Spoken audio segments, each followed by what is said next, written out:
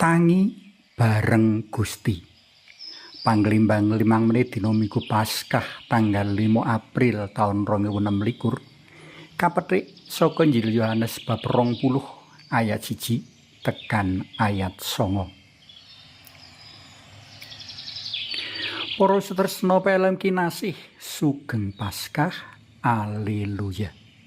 Muga kita bisa mahargi raya Paskah iki ora amung sacara ritual wae, ananging penuh makna saengga riyaya Paskah bisa nggawa owahan menyang kahanan kang luwih becik jroning ayatan iman kapitayan sacara pribadi, sacara geguyuban, sacara urip bermasyarakat, uga jroning ayatan minangka warga negara kang becik. Esuk iki aku ngajak panjenengan kabeh ngayati riyaya Paskah kanthi nulodo Santa Maria Magdalena. Panjenengane wis tangi bareng Gusti kang wungu saka sida. Santo Yohanes pangripta Injil atur pelapuran. Esuk umun-umun rikala dina isih peteng, Maria Magdalena gegancangan menyang sarian dalam Gusti Yesus. Ketuk sarian, dheweke nyumurupi menawa watu panutup sarian wis ngglebak. Sarian dalem kotong mlompong, sarian dalem wusuwung. Menangi kahanan kaya mengkono mau, Maria Magdalena ora amung mendel, nanging dheweke tumuli nemoni Santo Petrus lan murid liya kang kinasih Gusti atur pelapuran menawa jisim dalem Gusti Yesus ilang. Ketuk sarian, Santo Petrus kasumanggakake ndhisiki mbuktekake kotonging sarian, sinusul murid kinasih mbuktekake sarian kang kotong. Sumurup kahanan sarian kotong, dheweke percaya menawa njeng Gusti wis wungu saka sida. Anane rasul tetelu mbuktekake menawa Gusti Yesus pancen temen-temen wungu saka sida.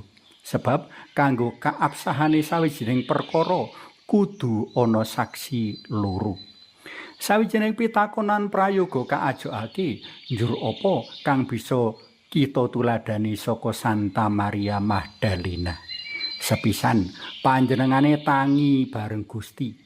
Rikala tangi saka anggone turu, Maria Magdalena pikirane ora kasibukake dening maneka warna panggawean kang bakal katandangi ing sadawaning dina, ananging langsung eling Gusti.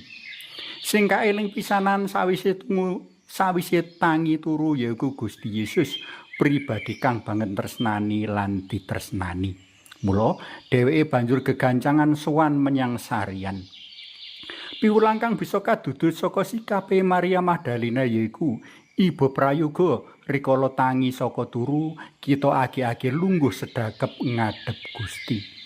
Kita singkirake sawetara maneka pikiran uga barang-barang sakiwa tengen, nanging kita gage madhep Gusti. Kejaba atur panuwun witsih pangreksa dalem jroning turu kepungkur, kasuwun uga berkah kanggo sakeh rencana lan tandang gawe ing sadawaning urip. Kapindho, Maria Magdalena ngadhep Gusti kang wis wungu saka sida. Wungu dalem mbuktekake menawa Gusti Yesus kagungan daya kuwasa minangka Allah. Saka kono kadudut piwulang prayogane nyadari mring sih panganti dalem Gusti kang wungu saka sida saengga kejaba kakendhaleni saka gagasan, tetembungan sarta tindak tanduk kakuat lan kasemangati uga kita jroning ngayati urip padinan. Sabanjure kanthi gagasan, tetembungan sarta tindak tanduk padha kita wartakake uga Gusti Yesus kang wis wungu saka sida marang pepadha.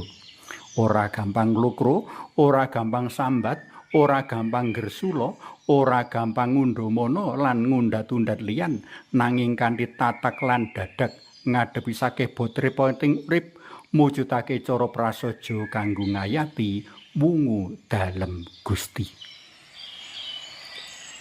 Para tresna pelem kinasih, nate mireng tembang rohani bocah sing judule esuk-esuk iki.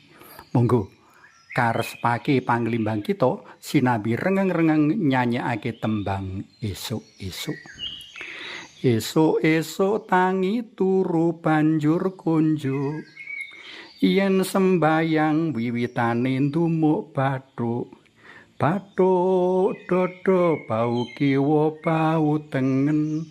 Bathuk dodo bau kiwa bau tengen.